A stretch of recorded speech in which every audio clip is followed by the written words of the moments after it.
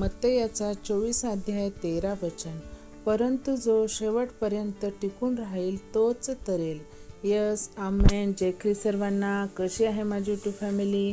मी आशा करते तुम्ही सर्वजण सुरक्षित आणि आशीर्वादित असाल येशू मसीहाच्या सामर्थ्य नावामध्ये. होय माझ्या बहीण भावांनो, आजच्या सुंदर दिवसासाठी परमेश्वराने आपल्याला किती अद्भुत वचन दिलेलं आहे की परमेश्वराचं वचन इथे आपल्याला काय सांगत आहे की जो कोणी शेवटपर्यंत टिकून राहील तोच तरेल. हो, यस, आमेन, आमेन, आमेन.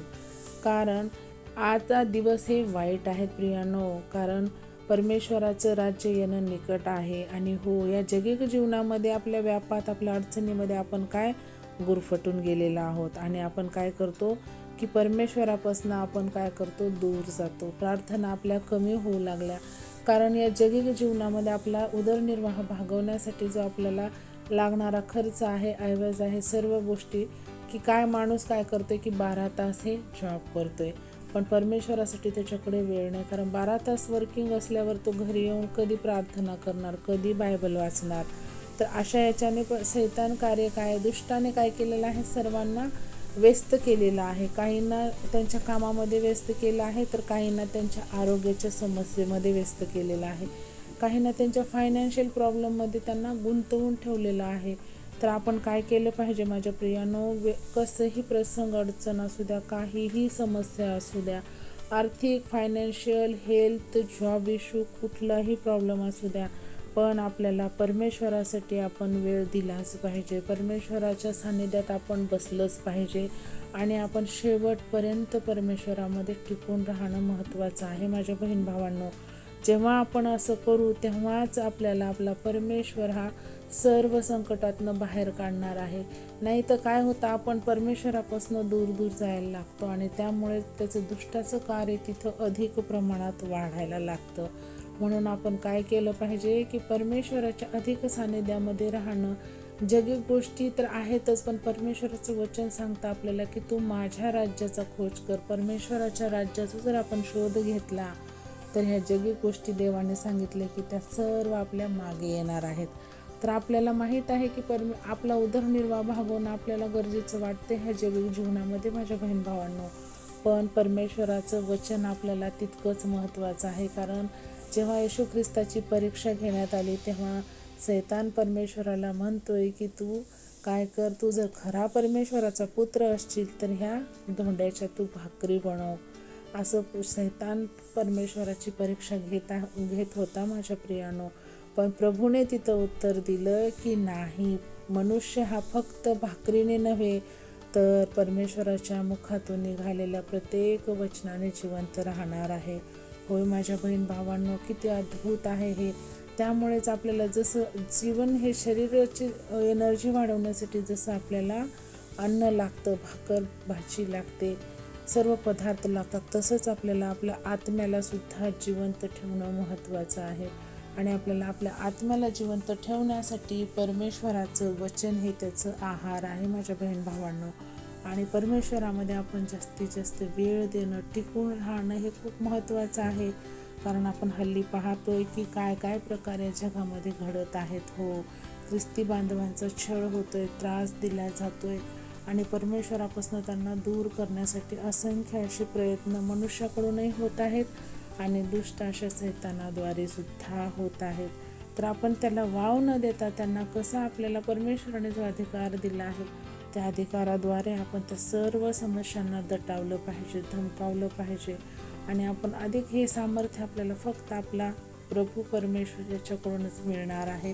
पिता, पुत्र आणि पवित्र आत्म्याच्या द्वारेच आपल्याला हे साध्य होणार आहे, सिद्ध होणार आहे. म्हणूनच परमेश्वराचं वचन आज आपल्यासाठी किती अद्भुत रीतीने आलेलं आहे. पहा की जो कोणी शेवटपर्यंत टिकून राहणार आहे तोच ह्या पृथ्वीवरती आणि याच्यानंतरही अनंत काळाच्या जीवनामध्ये तो त्याचं तारण होणार आहे. तरेल म्हणजेच काय की त्याचं तारण हा परमेश्वर आपला करणार आहे. म्हणूनच आपण काय केलं पाहिजे की परमेश्वराच्या अधिक आणि अधिक सानिध्यात बसलं पाहिजे. तुम्ही पवित्र आत्म्याचं सहाय्य घ्या प्रियांनो. जर वेळ मिळत नसेल तर तुम्ही परमेश्वराशी बोला, देवाशी बोला, पवित्र आत्म्याला म्हणा की मला वेळ पाहिजे. तर जरूर परमेश्वर आपल्याला तो वेळ काढून देतो आणि आपण या अद्भुत वचनासाठी परमेश्वराला कोटी कोटी धन्यवाद देऊया आणि आपण छोटीशी प्रार्थना करूया. Hallelujah, hallelujah, hallelujah.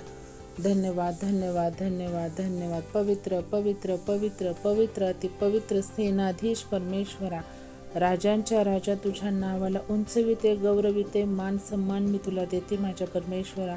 होय माझ्या राजा, हा सुंदरसा दिवस आमच्या जीवनात जोडलास बाप्पा, त्याबद्दल तुला कोटी कोटी धन्यवाद देते माझ्या राजा.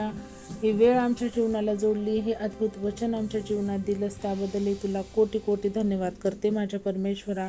कारण तुझं वचन हे आमच्यासाठी आहार आहे, आमचा आत्मिक आहार आहे, आमचं जगण्याचं ते साधन आहे किंवा आमच्या जगण्याचा तो काय आहे, मार्ग आहे माझ्या राजा. हो परमेश्वरा, त्या वचनाबद्दल तुला कोटी कोटी धन्यवाद करते माझ्या राजा.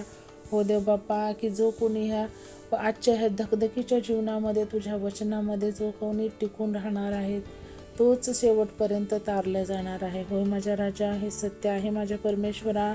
जे कोणी आज माझे बहीण भाऊ व्यस्त झाले आहेत माझ्या राजा, त्यांच्या कारणास्तव, जॉब्स कारणास्तव किंवा फायनान्शियल इश्यूमुळे त्या सर्वांचे तो मार्ग मोकळे कर माझ्या राजा. त्यांना तुझ्या वचनामध्ये राहण्यास त्यांना वेळ काढून दे माझ्या राजा. त्यांना तू तुझ्या अधिक आणि अधिक सानिध्यात तुझ्या वचनात तुझ्या राज्याचा शोध घेण्यास त्यांना सहाय्यता आणि मदत कर माझ्या बाप्पा.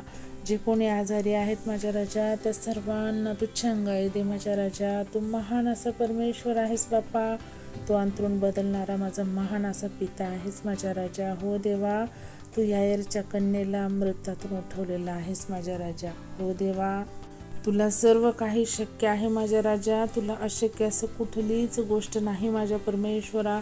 त्यामुळे मी आज तुला विनंती करते माझ्या राजा, जे कोणी छोट्या मोठ्या आजाराने ग्रस्त असतील माझ्या राजा, जे कोणी BP शुगरने आजाराने त्रस्त असतील माझ्या राजा, जे कोणी किडनी कॅन्सर अशा कुठल्याही असाध्य वाटणाऱ्या आजाराने जरी त्रस्त असतील माझ्या राजा, ते मनुष्याला असं अशक्य आहे, असाधारण आहे, पण तुला सर्व काही शक्य आहे माझ्या बाप्पा. त्या प्रत्येक माझ्या बहीण भावाला त्यांच्या तू आजारातून मुक्त कर माझ्या राजा. तुझ्या स्वर्गाच्या राज्यासाठी त्यांचा उपयोग करून घे माझ्या राजा. हो परमेश्वरा, त्यांचे आत्मे तू तुझ्या आध्यात्मिक कृपेमध्ये वाढव माझ्या देवा. त्यांना तू सहाय्यता आणि मदत कर माझ्या परमेश्वरा. हो देव बाप्पा, तू अंतरून बदलणारा बाप आहेस, तू महान असा पिता आहेस, तुला सगळं काही शक्य आहे माझ्या देवा.